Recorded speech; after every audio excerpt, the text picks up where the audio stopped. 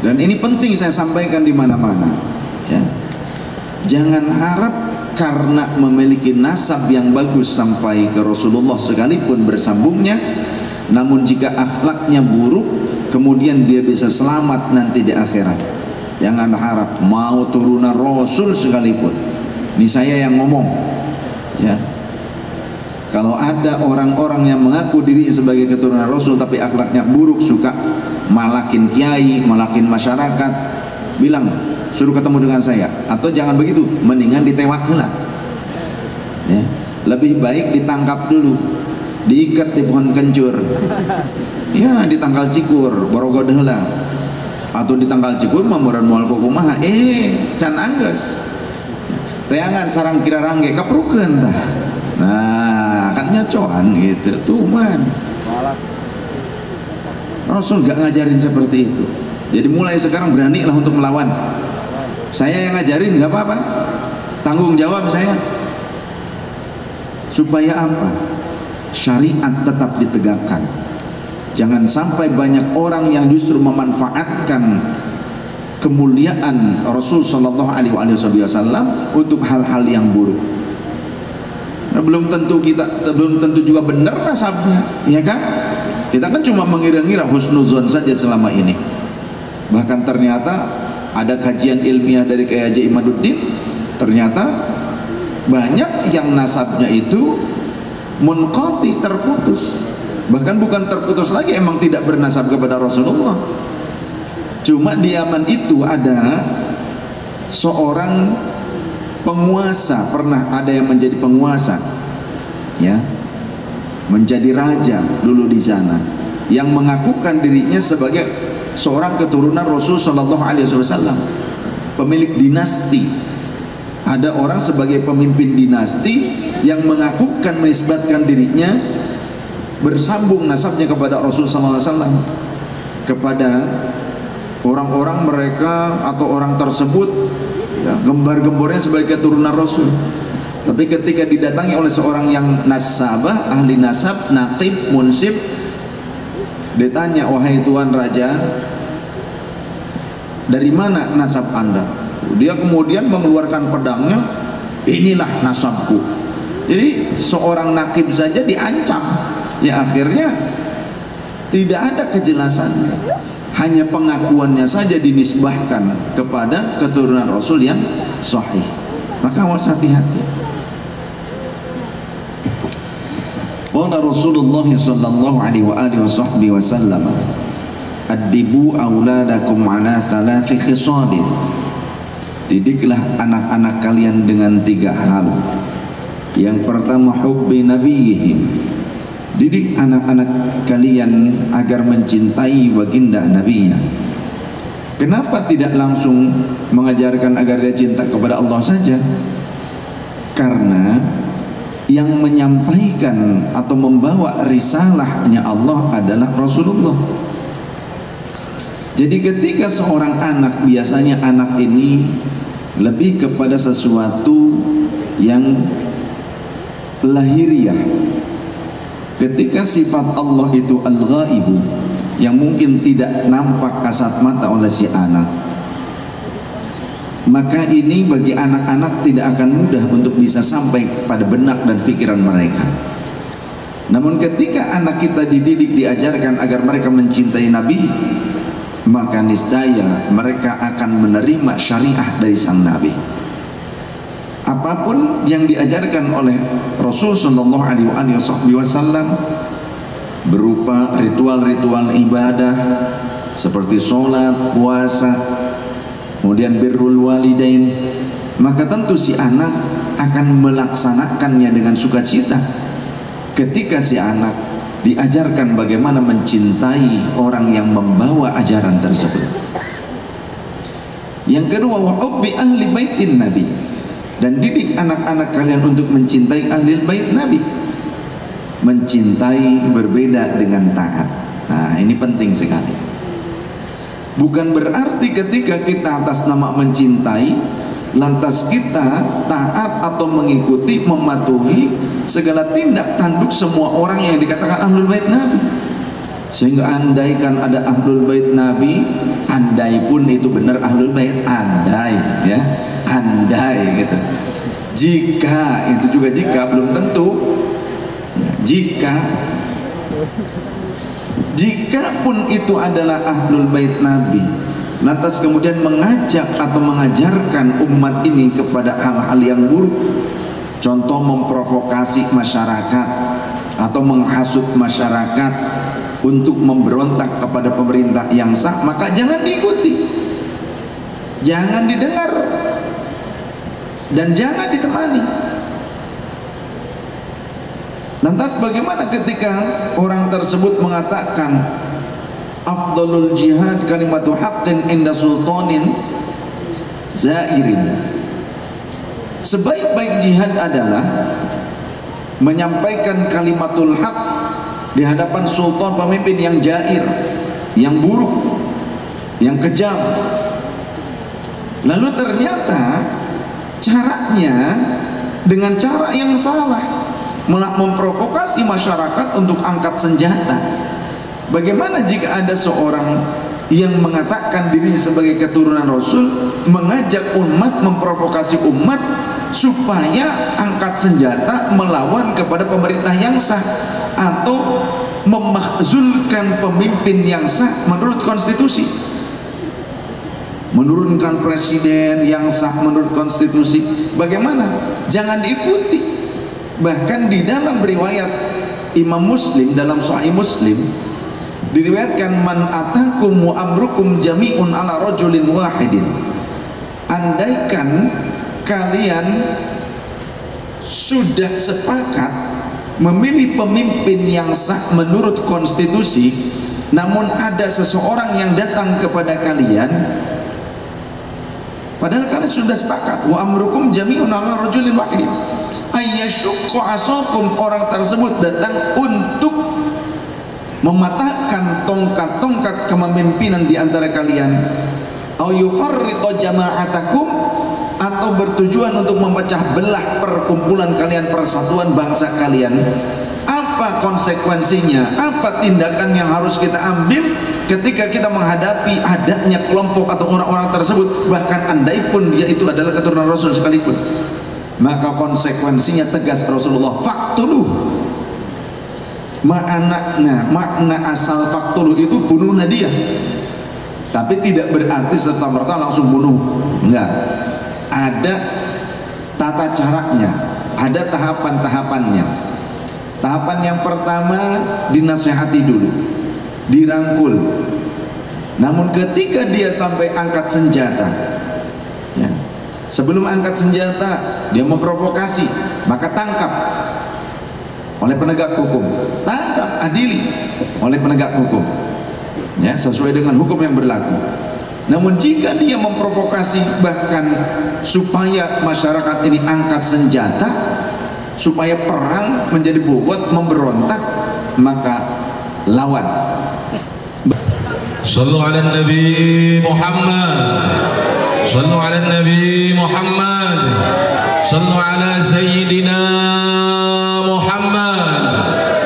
Alhamdulillah, para ibu bapak hadirin hadirat rahimakum wa rahimakumullah, saatnya kita mendengarkan mau'izatul hasanah dari guru kita semua, Maulana Al-Habib Sayyid Syekh Alwi, Rais Am Majlis Ahbabur Rasul Indonesia.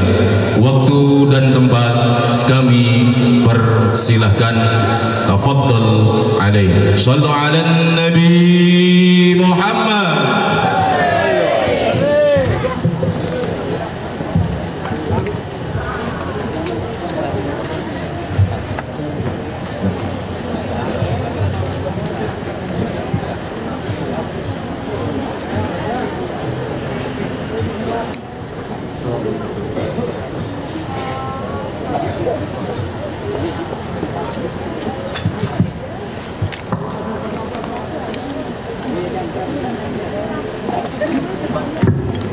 Assalamualaikum warahmatullahi wabarakatuh.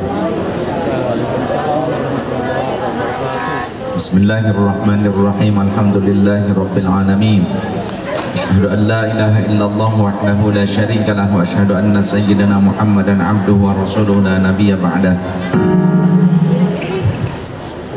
Allahumma salli ala sayyidina Muhammadin al-fatih lima ughliqa wa qatim lima sabaq nasiril haqqi bil haqqi wal hadi ila siratikal mustaqim wa ala alihi haqqa qadrihi wa miqdaril azim. Subhanaka la ilma lana illa ma 'allamtana innaka antal alimul hakim. Rabbana iftah bainana wa baina qaumina bil haqqi wa anta khairul fatihin. Allahumma nawwir qulubana bi nuri hidayatika kama nawwartal arda bi nuri syamsika abadan abada bi rahmatika ya arhamar rahimin. Allahumma rzuqna fahman nabiyyin wa hifdzal mursalin ilhamal malaikatil muqarrabin. Rabbi zidna ilman nafi'an warzuqna fahma. Allahumma faqihna fid din wa 'allimna at-ta'wil. Allahumma ihdi qaumana bihudaka ihdina wahdihim ila siratikal mustaqim siratal ladzina an'amta 'alaihim minan nabiyyin was-siddiqin wasyuhada'i wal 'arifin. Rabbi shrah lana sudurana wa yassir lana umurana wahlul 'uqdatam min alsinatina yafqahu aqwalana waj'alna waziran min ahlina wa tubaina wa sultanina wa awliyaka wa namika arhamar rahimin. Allahumma sallim alsinatana an sabqil kalami wa anqatil fadawa. Allahumma aftah alaina futuhal arifin. Allahumma hdina tariqal mustaqim tariqal anbiya wal mursalin wal ulama wal asfiya wal fuqaha wal awliya was siddiqin was salihin ya arhamar rahimin walhamdulillahi rabbil alamin. Ayyuhas sadat was sadatil a'izza'i wal fudala, yang kami muliakan segenap para muallim wal muallimah, para guru yang dirahmati Allah Subhanahu wa taala, segenap tokoh pemerintah, tokoh masyarakat dan sahabat-sahabat muharrik, para penggerak, para pejuang Nahdlatul Ulama, muslimat, GP Ansor, Bansar Fatayat, PNU, Ibnu, Pergunu, Pagar Nusa, Tes Bumi, JRA, dan juga para guru yang menjadi penggerak di Jamiah Ahadut Thariqah dan segenap yang hadir pada saat ini, mobil khusus keluarga besar Bapak Tony dan Ibu beserta Ananda Aufarhan yang saat ini tengah dihitan. Sudah lama dihitannya, sudah lama apa baru? Baru, alhamdulillah. Jamaah yang dirahmati Allah Subhanahu wa taala,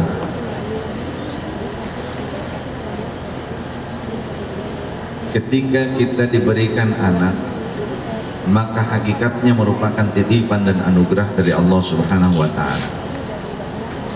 Saat kita diberikan anak, bahkan mungkin sebelumnya, kita mengharapkan Allah menganugerahkan seorang anak kepada kita. Namun banyak yang tidak memiliki visi ke depan, hanya sebatas ingin berbangga dengan anak. Itulah manusia, diuji oleh Allah Subhanahu wa taala dengan rasa cinta kepada anak, kepada istri, kepada harta, kepada jabatan, kepada dunia, yang padahal hakikatnya itu ujian dari Allah Subhanahu wa taala. Bahkan banyak yang anak, istri dan hartanya menjauhkan kita dari Allah Subhanahu wa taala. Oleh karenanya jangan sampai kepemilikan itu menghalangi kita dari Allah.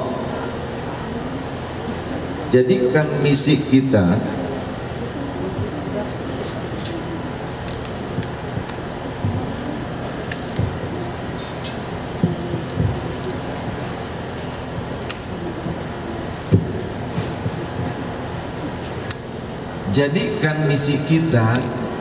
tatkala hendak berumah tangga, bahkan sebelum kita memiliki anak, ketika hendak berumah tangga, misi kita adalah taqarrub kepada Allah, perjuangan untuk mendekatkan diri kepada Allah Subhanahu wa taala. Karena apa? Contoh terlebih untuk kaum laki-laki, menjadi seorang kepala rumah tangga itu bukan hanya bertanggung jawab memberikan makan, minum, pakaian, rumah untuk keluarga. Jauh dari itu semua, ada tugas yang lebih berat lagi, yakni qu anfusakum wa ahlikum nar. Jagalah atau selamatkanlah diri kalian dan keluarga kalian dari api neraka. Jadi tugas seorang suami itu sangat berat, bukan hanya bekerja menafkahi keluarga, namun menjaga keluarganya untuk selamat dari neraka. Dari ayat tersebut ada pelajaran untuk menyelamatkan keluarga kita dari api neraka. Tidak mungkin kita hanya begitu saja menyuruh keluarga kita untuk berbuat baik, namun selayaknya terlebih dahulu dari pribadi kita berupaya untuk menjaga diri, bagaimana kita bisa selamat dari api neraka. Karena tidak mungkin kita bisa menyelamatkan keluarga sedangkan kita sendiri celaka. Betul. Ini yang ingin saya titik beratkan.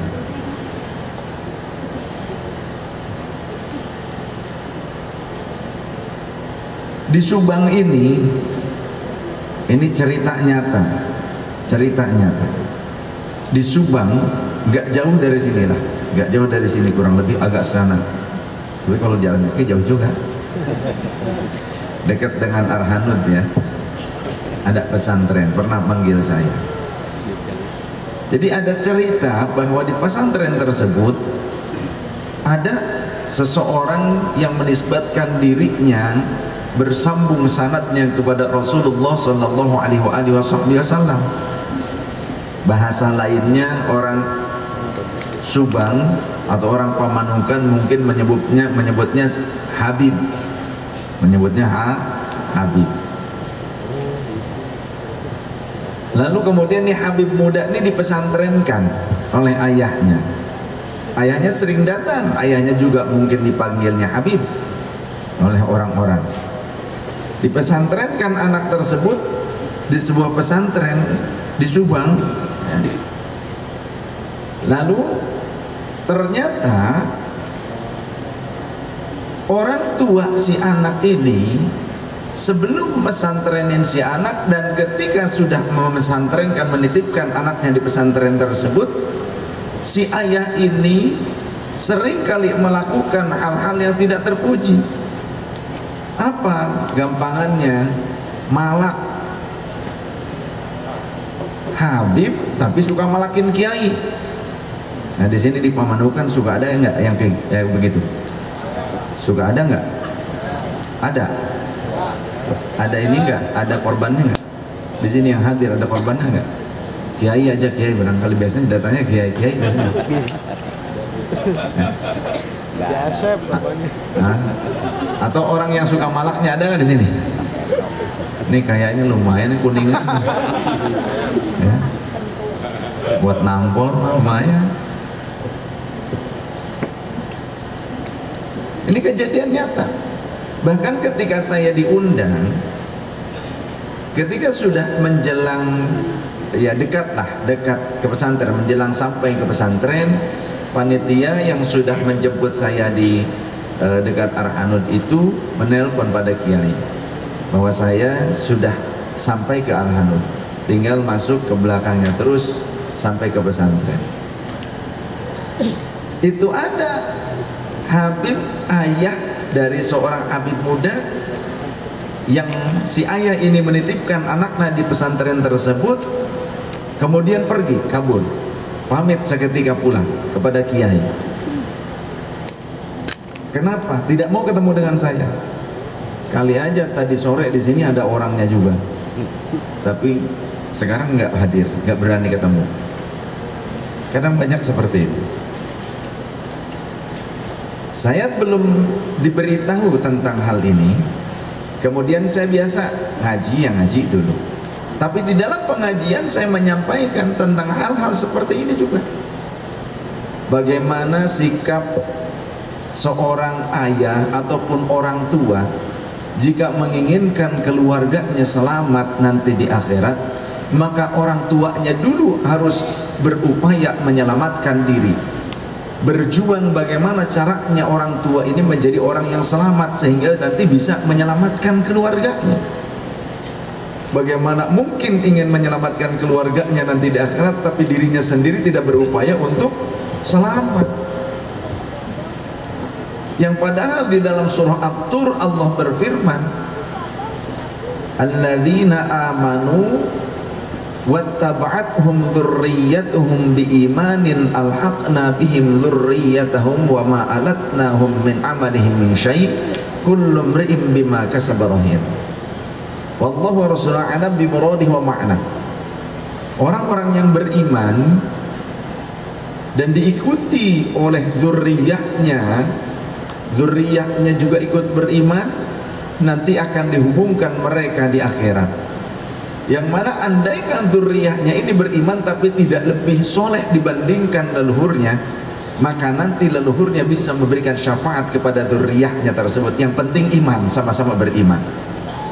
Ini tentang syafaat ternyata. Ini tentang hubungan darah yang bisa saling memberikan manfaat satu sama lain, memberikan syafaat satu sama lain. Akan tetapi kullu imri'in bima kasaba rahin. Setiap orang memiliki tanggung jawab atas perbuatannya masing-masing. Artinya enggak bisa kita jika punya leluhur yang soleh, yang beriman kepada Allah, lantas kemudian kita cukup iman saja, nggak perlu soleh. Kita berpikir nanti akan diselamatkan oleh leluhur saya ini keturunan Rasul, nggak perlu saya soleh, cukup namanya saja Habib Soleh. Karena saya pasti dijamin oleh Rasulullah. Begitu. Saya punya leluhur Rasulullah. Tentu Rasul adalah orang yang sangat soleh, orang yang maksum, tidak pernah berbuat dosa. Nah saya ini keturunannya, maka saya nggak apa-apa berbuat dosa, karena nanti Rasulullah yang akan menyelamatkan saya, datuk saya, contoh begitu. Atau kalau saya nyuri ayam tetangga, itu nggak apa-apa, karena nanti yang akan membayarnya adalah Rasulullah. Masya Allah, na'udzubillah min dzalik. Ini saya pernah mendengar ungkapan tersebut dari seseorang yang mengaku sebagai zuriyah Rasulullah SAW. Untung nggak saya gaplok. Ya. Katanya kalau kita maling nih nggak apa-apa katanya. Kata dia. Itu saya dengar ketika saya masih remaja. Tapi bukan orang kampung saya, orang Bogor, orang Empang. Masya Allah, maling dinisbatkan kepada Rasulullah. Rasulullah menghalalkan maling apa enggak? Enggak, malingnya haram. Lantas apakah karena menjadi keturunan Rasulullah maling itu menjadi halal? Justru semakin dosa, berlipat ganda dosanya. Lantas bagaimana dengan ayat Al-Quran? Innama yuridullahu liyudhiba ankumur rijsa ahlal baiti wa yutahhirakum tatahhira wallahu wa rasul a'lam bi muradi wa ma'na.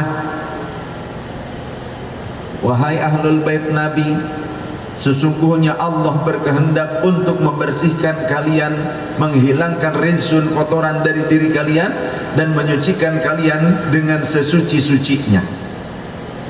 Itu dalam surah Al-Ahzab. Ada potongan ayatnya, akhir ayatnya kalimat tersebut. Nah ini seringkali disalahpahami, bahkan dijadikan alat oleh sekelompok orang yang mengaku sebagai keturunan Rasul, namun justru melegalkan kemaksiatan, melegalkan kezaliman menggunakan ayat tersebut. Tanpa ayat saja melakukan kezaliman itu buruk, apalagi berdalil menggunakan ayat untuk melegalkan keburukannya, itu lebih buruk lagi. Apakah lantas benar tujuan ayat tersebut adalah melegalkan keturunan Rasul melakukan maksiat, berbuat zalim, berbuat kejelekan? Ternyata tidak.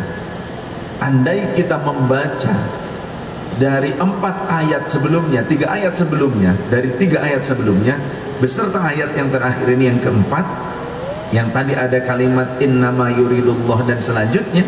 Dari 4 ayat ini, dapat kita pahami kalau kita membacanya.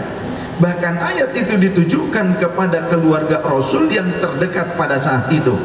Terlebih kepada siapa? Ya nisa'an Nabi, wahai istri-istri Nabi.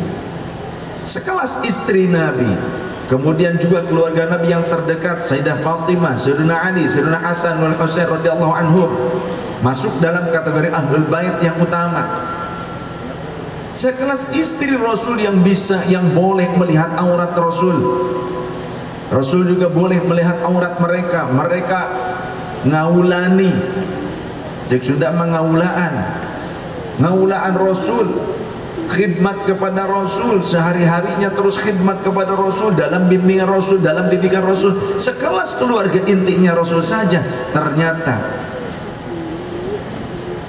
andaikan kalian melakukan bifahisyatin mubayyinah, melakukan fahisyah itu keburukan, mubayyinah yang sudah jelas menurut syariat itu adalah keburukan, itu adalah kejelekan. Agak berat. Itu merupakan keburukan, merupakan kejelekan, merupakan maksiat, haram, dosa menurut syariat. Maka yudha'af, akan dilipat gandakan apa? Al-adab. Yudha'af lahul adab, azabnya akan dilipat gandakan. Apalagi bagi keturunan Rasul yang sudah 14 abad, yang saat ini berarti sudah 14 abad, yang hidup dengan Rasul, bahkan hidup serumah dengan Rasul saja diancam. Bahasa kitabnya ada tarhib, ada ancaman. Di ayat berikutnya Allah juga memberikan targhib, motivasi. Namun jika kalian melakukan kemakrufan, hal yang baik, maka juga akan dilipat gandakan pahalanya. Nah, barulah kita pahami bahwa ayat innama yuridullahu liyudhiba ankum rijza ahlal baiti wa tahhirakum tathira, maksudnya adalah ayat-ayat sebelumnya Allah mengancam dan memotivasi, tujuannya agar Allah menghilangkan rijsun, kotoran dari diri kalian. Dengan apa? Supaya kalian menghindar daripada keburukan, agar kalian menghindari kekotoran berupa dosa. Dan Allah memberikan motivasi di ayat berikutnya bahwasannya kalau melakukan kebaikan maka kalian akan mendapatkan pahala yang juga double, berlipat ganda. Yang sehingga dengan kalian melakukan kebaikan ini dan pahala bisa semakin banyak, andai kalian melakukan kesalahan-kesalahan yang kalian tak sengaja ataupun sengaja, semoga saja kotoran-kotoran dosa itu bisa terkikis, karena dalam ayat yang lain korelasinya innal hasanat yudhibnas sayyiat. Sesungguhnya kebaikan-kebaikan itu bisa menghapuskan keburukan. Sehingga kalau kalian sudah terhapuskan keburukannya dengan terus-menerus menambah kebaikan, maka wa yutahhirakum tathira, itu yang menjadi endingnya, itu yang menjadi goalnya, sehingga kalian akan menjadi orang yang bersih, suci daripada rijsun, suci daripada dosa. Berarti makna daripada ayat tersebut adalah dorongan bagi ahlul bait Rasul agar menjauhi keburukan dan dimotivasi atau termotivasi untuk melakukan kebaikan, bukan berarti justru melegalkan keburukan. Makanya kudu ngaji tafsir. Lamun Habib teu ngajinya bodoh belat. Paham teu? Oh geuningan Imam Habib teh cenah galak habaib deui kahajeun. Soalat tuman. Loba habaib goreng adatna. Gitu. Abdi mah lain Habib. Sayyid we heueuh. Ya, Syarif ya, lain Habib lain. Sayyid. Non bedana, kayak apal lah kayak gitu. Ya. Istilah Habib itu baru dicetuskan oleh Habib Umar bin Abdurrahman Al-Attas. Ya. Istilah Habib itu di mana? Di Yaman. Sehingga kalau kita keliling ke Mesir, ke Maroko, kemudian ke Turki, terus ke negara-negara Islam termasuk di Mekah, di Madinah nggak pakai Habib. Masyhurnya ya Sayyid atau Syarif. Kalau yang menjadi pembesar biasanya menjadi raja. Contoh zaman dulu ketika masih Hijaz, Saudi ini belum jadi Al-Mamlakah As-Saudiyah, masih Hijaz, itu yang menjadi rajanya adalah Syarif Hussein Al-Qadri, Syarif. Kemudian kita kenal juga seorang ulama di Mekah, Sayyid Muhammad bin Alwi Al-Maliki, gak pakai fam qabilah keluarga, pakai nama madhabiyahnya Malikiyah madhabnya, gak pakai famnya Al-Anu, Al-Anu, Al-Anu, enggak ada kewajiban kok seorang dzurriyyah Rasul menggunakan fam keluarga, enggak ada kewajiban, itu cuma penanda saja. Mana dalilnya seorang dzurriyyah Rasul harus menggunakan famna? Mana dalilnya? Enggak ada ya. Gampangan yang menjadi dalilnya adalah akhlaknya saja, selain daripada memang ketersambungan nasab. Andaikan seseorang nasabnya tersambung kepada Rasul tapi akhlaknya buruk, kata Rasulullah, apakah Rasul itu menjadi bangga? Tidak. Kata Rasul, ya Bani Hashim, hai Bani Hashim, keluargaku dari kalangan Bani Hashim, la ya'tinin nasu yaumal qiyamati bi'a'malihim wa ta'tuni bi'angsabikum. Jangan sampai nanti orang-orang datang kepadaku dengan membawa amal mereka, tapi kalian cuma bawa nasab kalian saja. Memalukan. Tuh Rasulullah mewanti-wanti turunannya. Maka ini yang harusnya dijadikan pegangan oleh orang yang menisbahkan dirinya ke turunan Rasulullah. Harusnya jaga diri, jaga akhlaknya. Jangan cuma jaga hidungnya aja biar rada mancung-mancung kayak unta. Nggak usah jaga aneh entenya, nggak usah, itu yang dijaga akhlaknya. Betul tidak? Setuju nggak? Itu. Kemudian di dalam riwayat yang lain, man batta'a bihi amaluh lam yusri bihi nasabuh. Siapa yang amalnya buruk maka nasabnya tidak akan mempercepatnya untuk menjadi mulia. Tidak akan mempercepat nasabnya itu yang mulia, tidak akan mempercepat dirinya sampai pada keridhaan Allah Subhanahu wa taala. Kemuliaan di hadapan Allah tidak akan. Jadi nggak usah bangga terlalu bangga dengan nasab. Nasab itu untuk dijaga, untuk apa? Silaturahim, untuk menjadi benteng. Benteng apa? Benteng agar kita tidak melakukan keburukan yang mencoreng nama leluhur kita. Itu tujuan nasab. Kemudian jika leluhur kita orang alim, maka kita malu kalau tidak mau ngaji. Sekarang mah ya Allah, kembali ke cerita yang tadi. Akhirnya ketika sudah selesai saya ngaji, lalu singgah di rumah kiai. Kiai tersebut langsung bilang, "Bib, leres pisan tadi anu didugekeun ku pangarsa teh." Kunaon kitu kiai? Kaleresan di dia aya seorang Habib nitipkeun putrana. Terus kumaha? Mohon eta putrana teh kantos abi nuju nganggo sarung BHS. Eta pas keluar ti masjid, tos di payunan masjid, eta ku putrana langsung abdi teh di stop heula. Kiai punten, ada apa Bib? Cenah aya naon Bib? Eta punten sarungna kanggo abdi we cenah. Abdi nyuhunkeun sarungna. Ieu budak beunceuk minta sarung kiai keur dipake. Orang dia Jawa apa Sunda? Bisa Jawa. Jawanya Jawa siapa yuk? Sunda walanya. Gitu. Tapi ya nonton streaming kayak rooming deh. Terus kemudian dia Indonesia we karunya ya, streaming karunya. Kemudian kiai, saya minta sarungnya katanya. Cek kiai teh, kata kiai, ya rooming deh, rooming karunya. Ini rooming itu ngerti ya. Kata kiai, Bib, jangan yang ini katanya, yang di rumah saja yang masih baru, ini mah udah dipakai. Kata santri itu, nggak apa-apa kiai, saya pengen yang ini saja yang dipakai kiai. Ya Allah, ini santri malah kiai, ini ada kejadian. Santri malah kiai. Ya terpaksa itu kiai melepaskan kain sarungnya, kain BHS. Untungnya kiai pakai celana komprang kayak saya, dalam makanya pakai celana komprang. Kalau enggak kan pati ngobal gabel. Ini nyata, kejadian nyata. Mungkin ada yang sudah ya membayangkan atau menggambarkan siapa kiai tersebut, pesantren mana. Karena tadi klubnya sudah saya sebutkan, dekat dengan Arhanus. Ini di Subang kejadian nyata. Dan saya ngisi pertengahan Ramadan saat itu. Kejadian itu kata kiai terjadi 2 kali. Terjadi 2 kali dengan anak yang sama. Ya Allah, andaikan dipertemukan dengan anak itu, tak tempeleng sama saya anaknya. Beneran.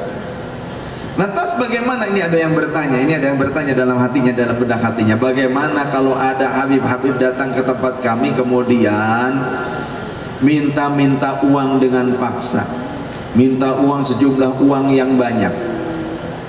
Ini ada yang bertanya dalam benak hatinya, mungkin ada yang pernah nih, kayaknya ada korbannya.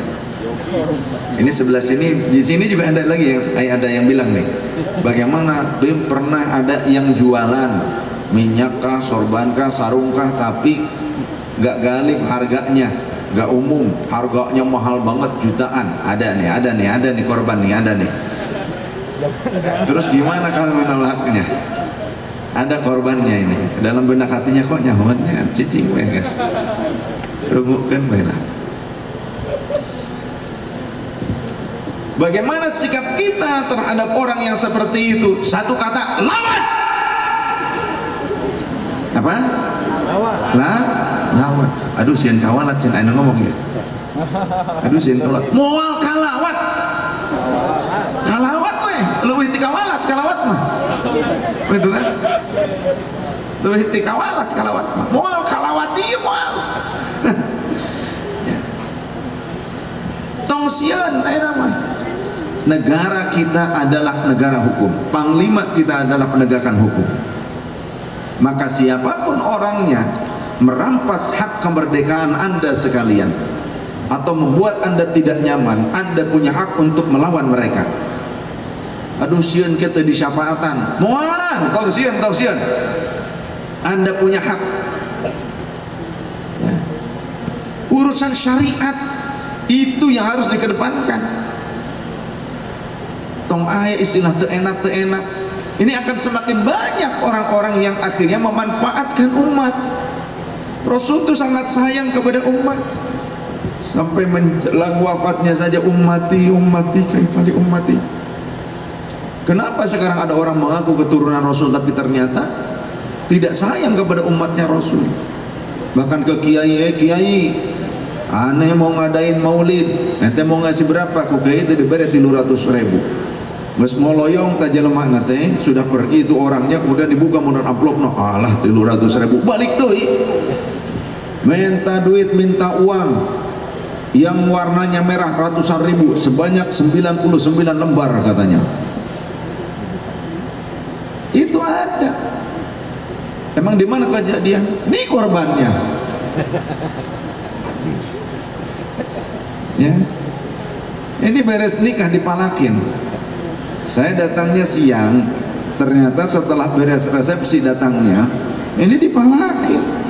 Dan saya baru tahu ternyata malakinnya bukan saat itu saja, setiap bulan ternyata sering minta duit. Ya Allah.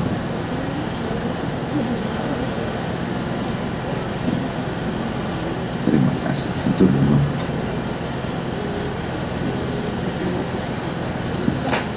Dan ini penting saya sampaikan di mana-mana. Ya.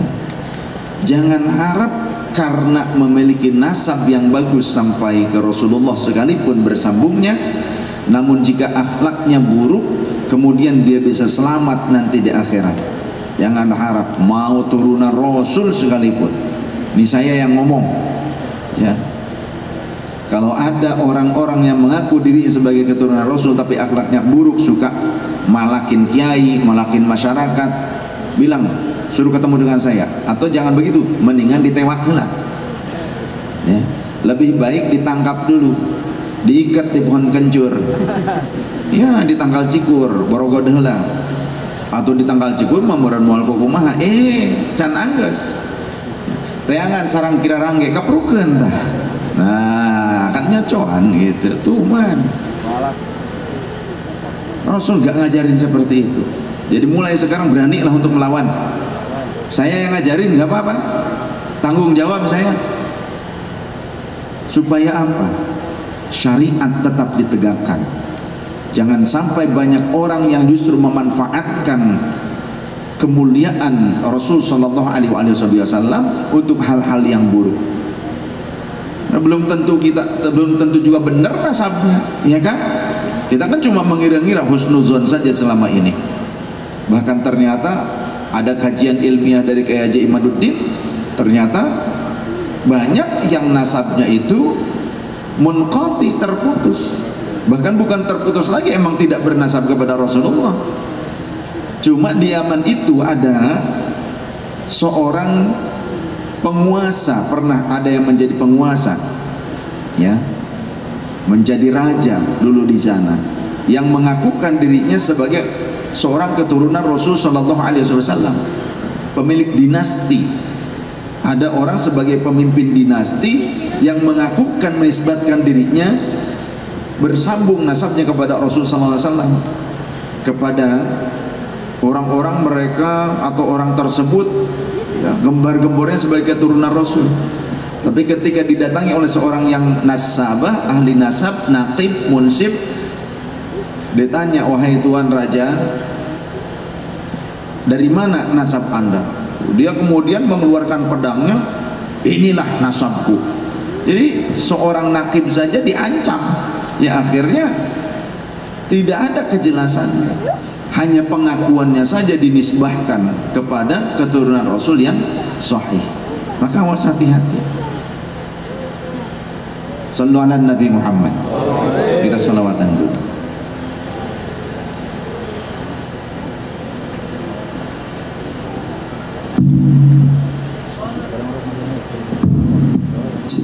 Salatullah salamullah ala toha Rasulillah. Salatullah salamullah ala yasin habibillah, ala yasin habibillah. Tawassalna bi bismillah wa bil hadi Rasulillah wa kulli mujahidin bi ahlil badri ya Allah, bi ahlil badri ya Allah. Ini desa Rancasari, gadis-gadisnya suka mengaji. Saya Fajar datang kemari untuk mencari pujaan hati, untuk mencari pujaan hati. Salatullah ala toha Rasulillah. Salatullah salamullah ala yasin habibillah, ala yasin habibillah. Tawassalna bi bismillah wa bil hadi Rasulillah wa kulli mujahidillah bi ahlil badri ya Allah, bi ahlil badri ya Allah. Rancasari desa santri, bapak ibunya suka mengaji, apalagi para ukhti boleh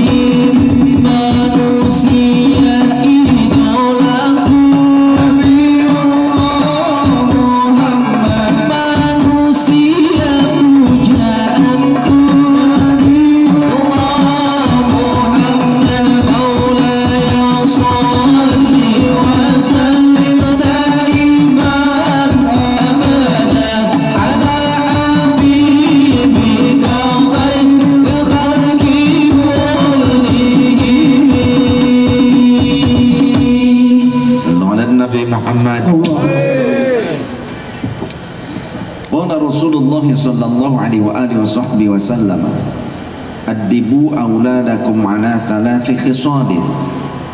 Didiklah anak-anak kalian dengan 3 hal. Yang pertama, hubbi nabiyihim.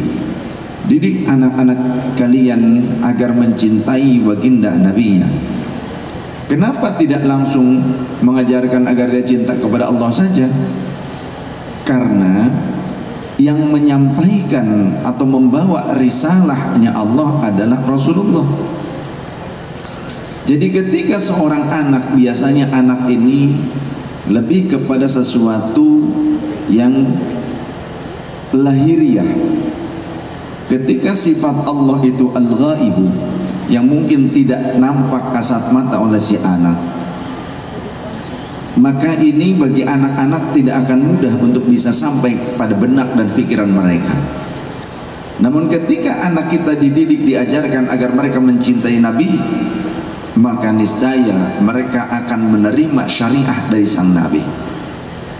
Apapun yang diajarkan oleh Rasul sallallahu alaihi wasallam berupa ritual-ritual ibadah seperti sholat, puasa, kemudian birrul walidain, maka tentu si anak akan melaksanakannya dengan sukacita. Ketika si anak diajarkan bagaimana mencintai orang yang membawa ajaran tersebut. Yang kedua, wa hubbi ahli baitin nabi, dan didik anak-anak kalian untuk mencintai ahli bait nabi. Mencintai berbeda dengan taat. Nah, ini penting sekali. Bukan berarti ketika kita atas nama mencintai, lantas kita taat atau mengikuti, mematuhi segala tindak tanduk semua orang yang dikatakan ahlul bait Nabi. Sehingga andaikan ada ahlul bait Nabi, andai pun itu benar ahlul bait, andai ya, andai gitu. Jika itu juga jika belum tentu. Jika pun itu adalah ahlul bait Nabi, lantas kemudian mengajak atau mengajarkan umat ini kepada hal-hal yang buruk, contoh memprovokasi masyarakat atau menghasut masyarakat untuk memberontak kepada pemerintah yang sah, maka jangan diikuti, jangan didengar, dan jangan ditemani. Lantas bagaimana ketika orang tersebut mengatakan afdalul jihad kalimatu haqqin inda sultanin zairin, sebaik-baik jihad adalah menyampaikan kalimatul haq di hadapan sultan, pemimpin yang jair, yang buruk, yang kejam. Lalu ternyata caranya dengan cara yang salah, malah memprovokasi masyarakat untuk angkat senjata. Bagaimana jika ada seorang yang mengatakan dirinya sebagai keturunan Rasul, mengajak umat, memprovokasi umat supaya angkat senjata melawan kepada pemerintah yang sah, atau memakzulkan pemimpin yang sah menurut konstitusi, menurunkan presiden yang sah menurut konstitusi? Bagaimana? Jangan diikuti. Bahkan di dalam riwayat Imam Muslim, dalam Sahih Muslim diriwayatkan, man atakum wa amrukum jami'un ala rajulin wahidin, andaikan kalian sudah sepakat memilih pemimpin yang sah menurut konstitusi, namun ada seseorang yang datang kepada kalian, padahal kalian sudah sepakat, wa amrukum jami'un ala rajulin wahidin, ayyashukku asakum, orang tersebut datang untuk mematahkan tongkat-tongkat kepemimpinan di antara kalian, au yufarriqu jama'atakum, atau bertujuan untuk memecah belah perkumpulan kalian, persatuan bangsa kalian. Apa konsekuensinya? Apa tindakan yang harus kita ambil ketika kita menghadapi adanya kelompok atau orang-orang tersebut, bahkan andai pun dia itu adalah keturunan Rasul sekalipun? Maka konsekuensinya tegas Rasulullah, faktuluh. Makna asal faktuluh itu bunuhlah dia, tapi tidak berarti serta-merta langsung bunuh, enggak. Ada tata caranya, ada tahapan-tahapannya. Tahapan yang pertama dinasehati dulu, dirangkul. Namun ketika dia sampai angkat senjata, ya, sebelum angkat senjata dia memprovokasi, maka tangkap oleh penegak hukum, tangkap, adili oleh penegak hukum, ya, sesuai dengan hukum yang berlaku. Namun jika dia memprovokasi bahkan supaya masyarakat ini angkat senjata, supaya perang menjadi bobot, memberontak, maka lawan. Bahkan kaum muslimin wajib hukumnya jika pemerintah meminta bantuan kepada masyarakat untuk menghadapi para pemberontak tersebut, wajib bagi masyarakat untuk ikut serta menumpas pemberontakan tersebut. Seperti dulu zaman DITII. Dulu zaman DITII, para kiai, para ulama, santri-santri itu maju bikin pagar betis. Itu keluarga saya gitu, bikin pagar betis, ya. Yang polisi, yang tentara mah paling berapa puluh meter satu orang di belakang, yang di depannya kiai dan santri. Wah, saya ikut serta pada saat itu, orang tua saya pagar betis. Untuk apa? Untuk mengepung kelompok DITII. Akhirnya terkepung di daerah pegunungan di beberapa lokasi, ada di Garut, ada di wilayah Bandung, Tasik, dikepung. Nah, begitu pula harusnya saat ini masyarakat kompak, solid ketika pemerintah meminta bantuan kepada masyarakat untuk menumpas pemberontakan seperti itu. Nah, sekarang sebetulnya gerakan-gerakan pemberontakan itu sudah muncul, sudah ada. Maka berhati-hatilah. Termasuk juga awas hati-hati Zaitun, ya. Itu pergerakannya, ideologinya NII, Khawarij itu. Bahkan sesat. Saya sudah sejak dulu sudah memperingatkan kepada masyarakat, dan saya juga menghimbau kepada pemerintah, kalau bisa tangkap tuh Panji Gumilang dan kelompok NII-nya, para pengikutnya, kemudian ambil alih lembaga tersebut, kelola oleh pemerintah. Berhak kok pemerintah ambil alih. Tahu dari mana? Banyak mantan-mantan mereka yang dulunya anggota mereka itu debat dengan saya. Mereka cuma pakainya buku doang. Kalau saya menjawabnya menggunakan kitab-kitab berbahasa Arab, syarah-syarah hadis, ya, seperti Umdatul Qari, Fathul Bari, Ad-Dibaj, Aunul Ma'bud dan semacamnya. Majmu' Syarah Muhadzab yang fikihnya juga. Akhirnya sadar, bahkan ada pernah kejadian seorang wanita yang sudah punya jabatan. Itu ada jabatan-jabatannya, bahkan seperti di pemerintahan. Jadi ada bupatinya gitu loh. Nanti disamarkan dengan istilah apa? Musa, contoh. Ada gubernurnya apa? Mereka tuh punya jaringan. Makanya kenapa banyak pejabat nyosor ke sana? Karena pejabat, politisi butuh suara. Betul tidak? Sedangkan kelompok itu satu komando. Kalau kata pimpinannya sudah menangkan ini, menangkan ini, menangkan ini, lumayan kan suaranya begitu banyak. Dan juga dananya besar. Jadi ketika ada yang mau kampanye kurang dana, bisa ke sana. Yang penting nanti membackup ketika menjadi pejabat. Dari mana dananya? Di antara dananya itu seperti kelompok orang non muslim zaman dulu, zaman Paus Leo ke-10, seperti surat indulgensi, surat penembusan dosa. Jadi di kelompok NII itu, orang kalau baru masuk kemudian dibaiat, itu umurnya berapa, nanti dikalkulasi, maka harus bayar dosa, bayar kafaroh langsung sekian tahun. Terus nanti kalau melakukan sebuah dosa juga bayar lagi.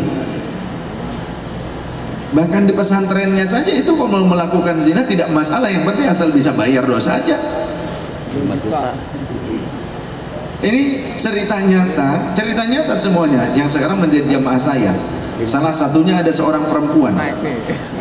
Ada seorang perempuan ketika saya masih tinggal di Purwakarta, datang bertamu, ada istri saya saksinya. Jadi dialog, bertanya, dia mungkin bingung ya, sudah mulai bimbang. Bertanya, beliau bawa bukunya, saya jawab dengan kitab, sampai akhirnya sadar, alhamdulillah dengan izin Allah, dan dia minta disyahadatkan, minta dibimbing bersyahadatain. Saya bimbing syahadatain sampai akhirnya justru malah sampai minta dicarikan jodoh. Maka saya kenalkan dengan kerabat saya. Akhirnya menikah sekarang dengan kerabat saya.